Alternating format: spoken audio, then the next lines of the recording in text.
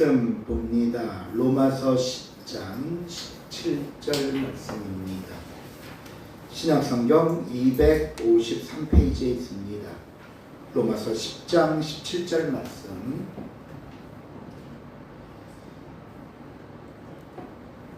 첫시절 알고 제가 봉독해 드립니다. 그러므로 믿음은 들음에서 나며 들음은 그리스도의 말씀으로 말미암았느니라. 아멘.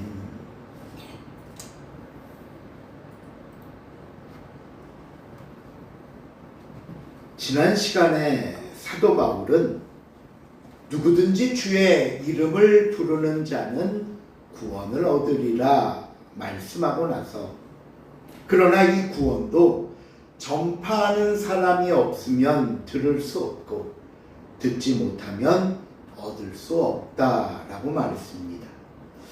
그래서 복음을 전하는 사람들의 발걸음이 아름다운 것이라고 말씀하지 않았습니까? 그런데 오늘 본문을 보시면 이런 지난 시간의 말씀이 무색해지는 것은 아닌가 싶을 정도로 좀 의아한 내용이 나옵니다. 무슨 이야기인가 하면요, 16절 한번 볼까요? 우리 한번 읽어볼게요. 16절. 그러나 시작. 그러나 그들이 다 복음을 순종하지 아니하였다. 이사야가 이르되 주여 우리가 전한 것을 누가 믿었나이까 하였으니. 그런데 다 복음을 순종하지 아니하였다. 모든 사람이 복음에 순종해서 하나님께 나오는 것은 아니라는 거예요. 왜 그럴까? 혹시 그러면 우리 지난 시간 말씀처럼 복음을 듣지 못해서 그런 건 아닐까? 그런데 그 뒤에 18절 보면 그런 것도 아니라는 것을 우리가 알게 됩니다. 18절도 한번 읽어볼까요? 시작. 그러나 내가 말하노니 그들이 듣지 아니하였느냐. 그렇지 아니하니 그 소리가 온 땅에 퍼졌고 그 말씀이 땅 끝까지 이르렀다. 듣지 못했느냐? 아니, 오히려 복음의 소리가 온 땅에 퍼졌고 말씀이 땅 끝까지 이르렀다 하시지 않습니까? 자, 그렇다면 왜 듣고도 복음에 순종하지 못하는 결과가 생기는 것일까? 그 대답은 믿음이 없기 때문입니다. 믿음이 없기 때문입니다. 그래서 16절 하반절에 보시면요, 주여 우리가 전한 것을 누가 믿었나이까 하였으니 라고 말씀하는 겁니다. 자, 그렇다면 믿음이 문제라는 것인데, 그러면 이 믿음의 문제를 해결할 수 있는 방법은 어디에 있을까? 바로 오늘 본문은 그 방법을 17절에서 우리에게 이렇게 제시합니다. 우리 17절도 한번 읽어볼게요. 그러므로 시작. 그러므로 믿음은 들음에서 나며 들음은 그리스도의 말씀으로 말미암느니라. 우리가 믿음을 얻고 믿음이 성장하기 위해서는 들어야 한답니다. 무엇을 들어야 하는가? 그리스도의 말씀. 하나님의 말씀을 들어야 믿음이 생기고 믿음이 자란다는 겁니다. 자, 그러므로 여러분, 우리가 복음을 듣는다는 것, 믿음이 자란다는 그 첫 번째는 지식의 영역입니다. 지식. 예수 그리스도에 관한 이야기, 예수 그리스도의 업적, 그가 우리의 구주가 되신다는 성경의 수많은 증언들, 우리는 이 모든 정보들을 들어서 알게 되는 거 아닙니까? 먼저 들어야죠. 제가 자주 사용하는 표현 중에 왜 아는 만큼 보인다라는 말 하고 있잖아요. 우리가 하나님을 알고 예수 그리스도에 관해서 알아야만 그분이 어떤 분들인지 알 수 있는 것이고, 또 우리가 알고 우리가 배운 그 지식이 많으면 많을수록 우리는 그 얻은 정보를 통해 믿고 신뢰할 수 있는 마음이 생기게 되는 겁니다. 그래서 듣고 읽고 배워서 알아야 하는 것이 우리의 믿음을 위한 첫 번째 단계입니다. 들어야 한다. 그런데 이제 문제는 이 다음입니다. 들어서 예수님에 대해 잘 알고 있다는 것에서만 멈추면 될까요? 안 될까요? 안 된다는 거예요. 이것은 흔히 우리가 말하는 머리로만 아는 것이지 그 아는 지식이 우리의 마음이나 우리의 신앙으로 받아들이는 믿음은 아니라는 겁니다. 그래서 단순한 지식의 습득이나 그 지식에 대한 동의만으로는 우리가 그 사람을 향하여 믿음이 있다라고 말할 수 없는 겁니다. 많이 알고 있다고 믿음이 있다고 말할 수 없다는 거예요. 제가 예전에도 한번 이 부분을 설명한 적이 있는데 제가 이 앞에 오늘 의자를 하나 갖다 놨습니다. 보이시죠? 의자. 자, 의자를 갖다 놓고 여기 앞에 의자가 있습니다. 여러분 모두 이 의자를 보고 있기에 여기 의자가 있다는 사실을 알고 또한 인정합니다. 그렇죠? 여기 의자 있잖아요. 저 거짓말을 안 하잖아요. 또 의자의 목적은 뭘까요? 왜 의자를 만들어서 우리가 사용할까요? 편할 수 있도록 앉아서 지친 몸도 좀 쉬고 편할 수 있기 때문에 내가 의자에 앉으면 편할 수 있다는 그 사실도 우리는 알고 있습니다. 아니, 단순히 아는 게 아니라 정말 그렇다고 우리는 인정하고 믿습니다. 그런데 한번 생각해 보세요. 내가 피곤하고 힘든데 그 의자에 앉지 않으면 그때도 의자가 나에게 도움이 될까요? 내가 의자에 대해서 알고 있다는 그 지식만으로 또 내가 지금 저 앞에 단순히 그 의자를 쳐다만 보고 있는 것이 그 의자가 나에게 도움이 되겠냐는 겁니다. 아닙니다. 아니에요. 왜요? 내가 알고 있는 대로 저 의자에 앉으면 편할 수 있다는 내 지식이 정말 나는 그렇게 믿는다는 믿음으로 이어져서 마지막 그 의자에 가서 앉는 행동으로 나타나지 않기 때문입니다. 아무리 의자가 존재하고 의자를 보고 있고 의자에 대해 알고 있어도 내가 걸어가서 그 의자에 앉지 않으면 나와 아무 상관이 없는 겁니다. 제가 왜 이 말씀을 드리냐면 우리 주변에 보면요 이런 사람들이 있습니다. 때로는 전도하려고 하면요 예수님에 대해 나보다 더 말을 많이 합니다. 성경도 줄줄이 얘기합니다. 그런데 예수를 믿으려 하지 않습니다. 아니, 난 다 알고 있으니까 믿지 않아도 된다고 말합니다. 그래서 여러분, 처음에는 듣고 알아야 하는 지식의 단계가 필요하지만 거기서 중단되면, 거기서 멈추면 아무 의미가 없는 것입니다.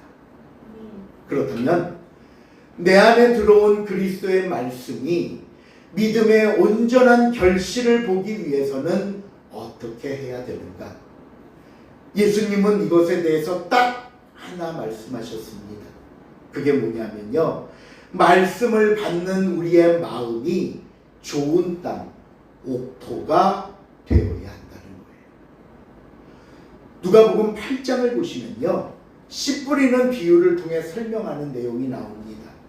그때 씨가 떨어지는 모든 네 종류의 밭을 이야기하는데, 씨앗들이 덜어는 길가에, 덜어는 바위 위에, 덜어는 가시떨기나무 속에, 덜어는 좋은 땅에 떨어졌다라고 말씀합니다. 그러자 이 이야기를 들은 제자들이 예수님, 이 비유가 무슨 뜻입니까? 라고 묻자 예수님이 직접 이 비유에 대한 설명을 하시는데 이렇게 말씀하셨어요. 그 뿌려지는 씨는 하나님의 말씀이고 그 씨가 떨어진 땅은 우리의 마음이라는 겁니다. 즉 하나님의 말씀이 우리 마음에 들어오는 것인데, 그런데 중요한 건 사람마다 말씀을 받을 때 그 말씀을 통한 각기 다른 반응과 결과를 만들어낸다는 거예요.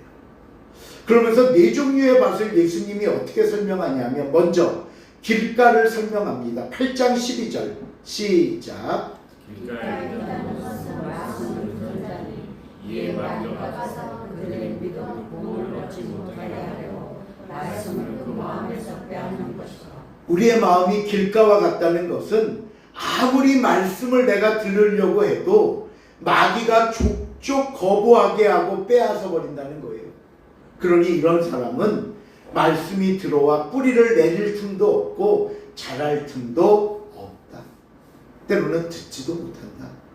두 번째, 바위에 있다는 것은 뭐냐? 8장 13절 시작. 바위에 있다는 것은 말씀을 들을 때에 기쁨을 받거나 뿌리가 없어 잠깐 시절을 당할 때에 배반하는 자요. 이런 사람들은요, 교회 나와 말씀을 들으면 막 기뻐합니다. 막 감격해요. 와, 내가 오늘도 은혜 받았다. 내가 오늘도 응답 받았다. 역시 말씀으로 살아야지. 정말 열심히 예수 믿는 것 같고 한동안 열심히 교회도 출석하는데, 시련이 오고 어려움이 닥치면 내가 언제 말씀 들었고 언제 응답 받았고 언제 기도했냐는 듯이 금방 실망하고 교회를 떠나고 세상으로 돌아가는 사람들이다. 세 번째, 그럼 가시떨기는 어떠냐? 14절 시작. 가시떨기에 떨어진다는 것은 말씀을 듣지 않아 지는 인생의 힘과 지금과 하늘의 힘이 막혀 온전히 결실하지 못하는 자요. 가시떨기 같은 마음은요, 말씀은 들어요. 내 마음에 말씀도 있어요. 근데 항상 세상 근심이 더 커요. 세상 걱정이 더 커요. 항상 세상 것에 내 마음과 말씀이 눌리다 보니까 말씀은 있지만 그 말씀이 힘이 되지 않습니다. 아무리 말씀을 들어도 그때 뭐 어쩌라고. 세상은 여전히 힘든데, 나는 여전히 힘든데 뭐가 나에게 도움이 돼 하면서 온전히 결실하지 못하고 전혀 말씀이 도움되지 못하는 사람이다. 그러게 예수님은 마지막 좋은 땅을 언급하시면서 이렇게 말합니다. 자, 좋은 땅에 있다는 것은 시작. 좋은 땅에 있다는 것은 착하고 좋은 마음으로 말씀을 듣고 기도에 대해서 결실하는 자입니다. 좋은 땅에 있다는 것은 결국 결실하는 자니라. 자, 그러면 이 네 가지 마음 중에 여러분은 어디쯤 해당되십니까? 지금 내 마음은 길가예요, 바위예요, 가시떨기예요, 옥토예요? 가시떨기? 모르시는 분은 다음 주까지 A4 용지에 적어서, 그래서 말씀을 받는 우리의 마음이 중요하다고 말씀하는 겁니다.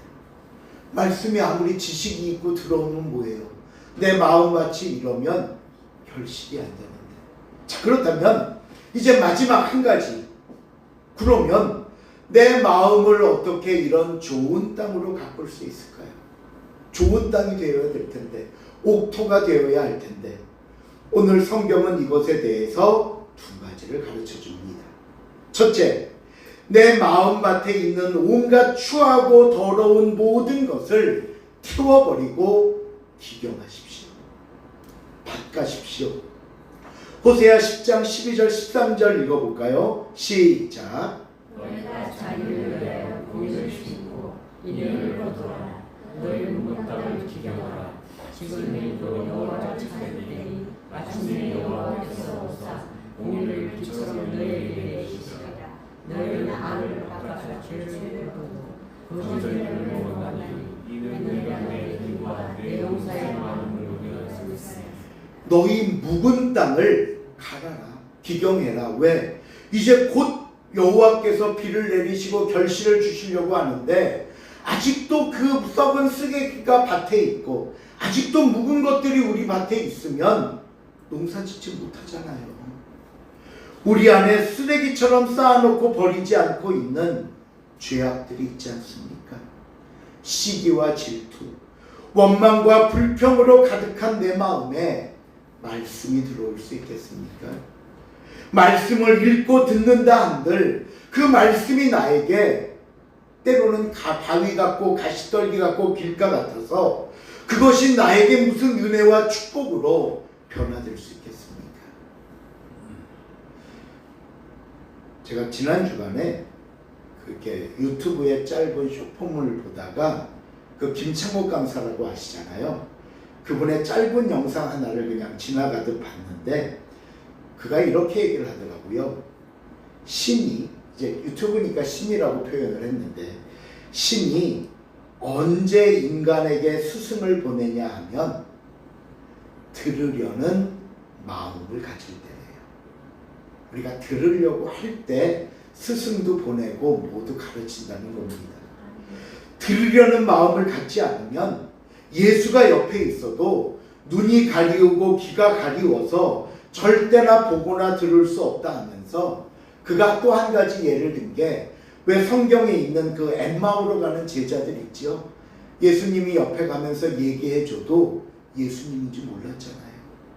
여러분, 말씀을 들으려고 하십시오.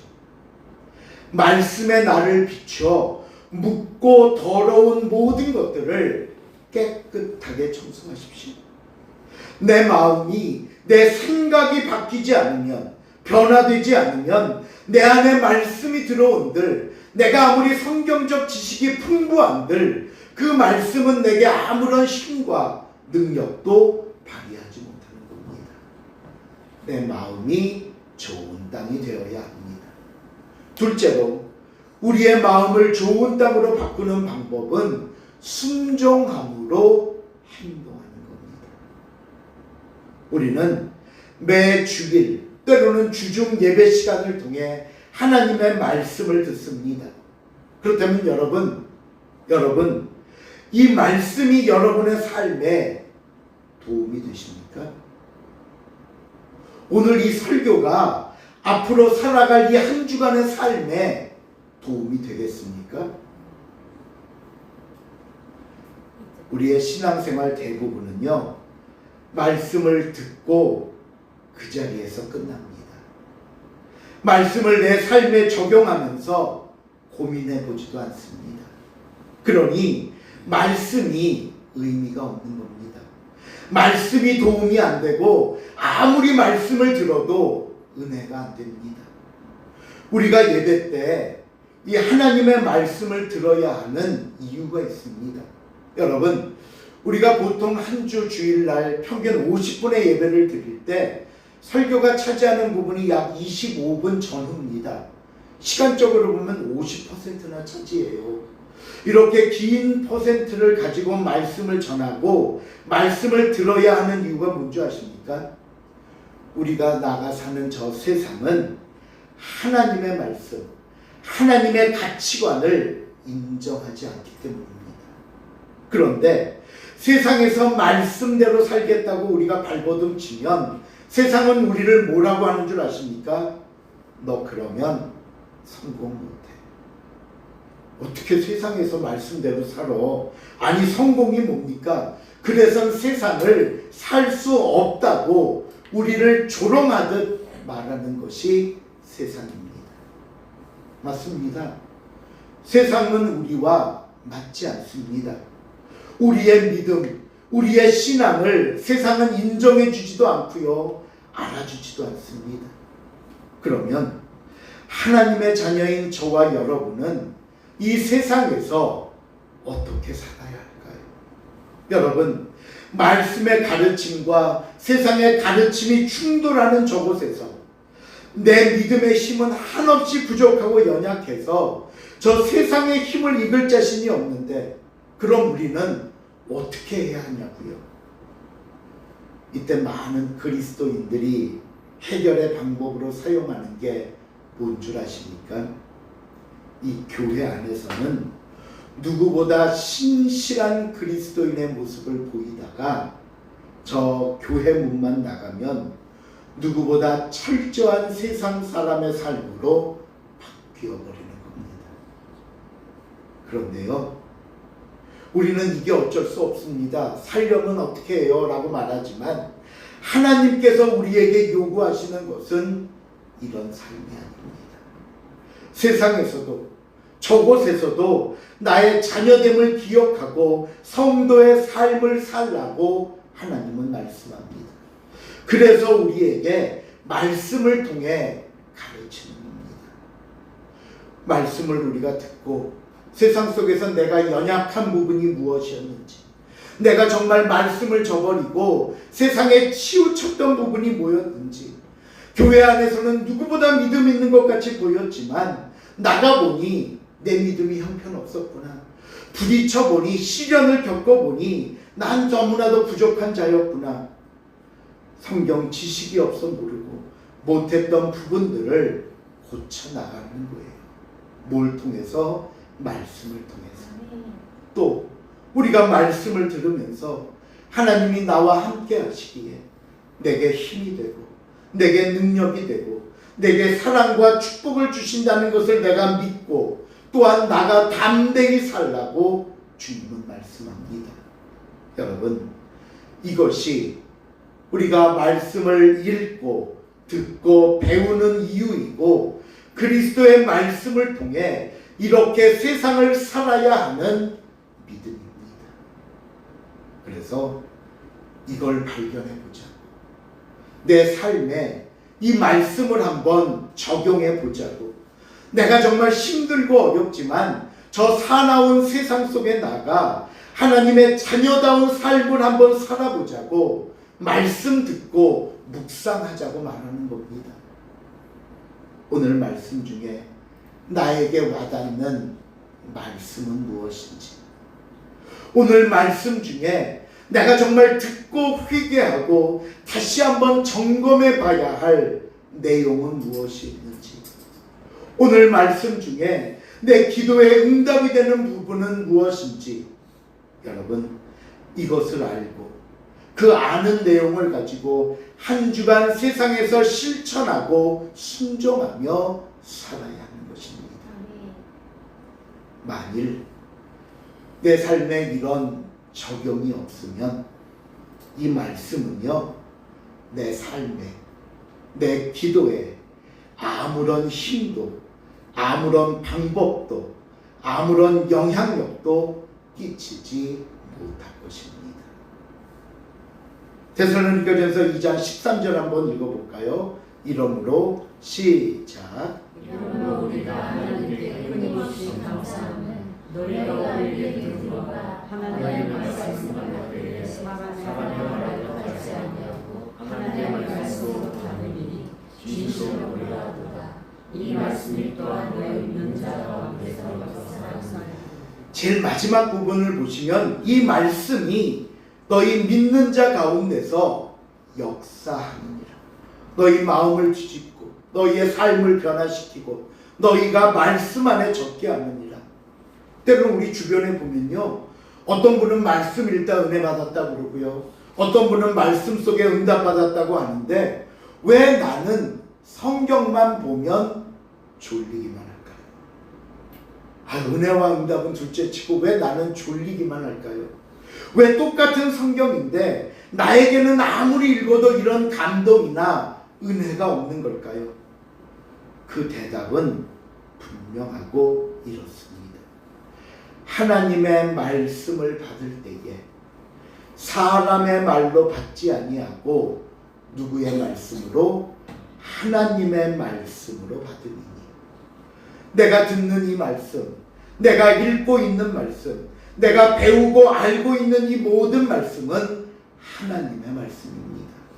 여러분, 오늘 이 설교도 2025년 2월 16일 예드림교회 주일 오전 예배 시간을 통해 누구에게? 나에게 주시는 하나님의 말씀입니다. 분명히 기억하십시오. 하나님께서 나를 사랑하셔서 주시는 말씀입니다. 하나님께서 나의 그런 모습을 안타까워하면서 주시는 말씀입니다. 나를 위로하시고 나를 격려하기 위해 주시는 은혜이자 때로는 충고이자 응답의 말씀입니다. 그러니 나에게 주시는 말씀을 따라 사는 삶이 되십시오. 복음에 합당한 삶을 사십시오. 그럴 때 말씀이 저와 여러분 안에서 역사하고 은혜와 기적과 응답을 낳을 것입니다. 그것이 없으면 백날 들어도 소용없다는 겁니다. 말씀을 맺습니다. 오늘 본문 마지막 21절 한번 읽어볼까요? 이스라엘에 대하여 시작.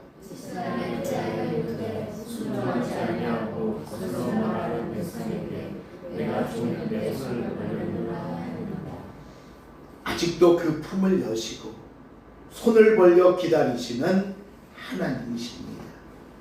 여러분, 이제는 정말 깨달아야 합니다. 이제는 정말 하나님의 말씀에 순종하는 행동이 나타나야 합니다. 이제는 정말 말씀 안에서 믿음이 성장해야 합니다. 이것이 그리스도인의 성숙이며 하나님의 자녀된 도리임을 깨닫고 이에 합당한 삶이 되는 저와 여러분이 될 수 있기를 주님의 이름으로 부탁을 드립니다. 기도하시겠습니다. 하나님, 말씀을 듣지만, 아니 말씀을 알지만, 그리고 때로는 가르치려 하고 자랑도 하지만 이 말씀이 내 믿음이 되지 못했습니다. 이 말씀이 내 삶을 주관하지 못하고 있고, 이 말씀이 내 생각과 말과 감정과 행동을 주관하지 못합니다. 주여, 때로는 우리의 연약하고 때로는 교만한 우리의 믿음을 용서하여 주시고, 들으며 듣는 그 말씀이 내 삶에 역사하는 복되고 귀한 삶이 되게 하여 주시옵소서. 감사드리오며 예수님의 이름으로 기도하옵나이다. 아멘.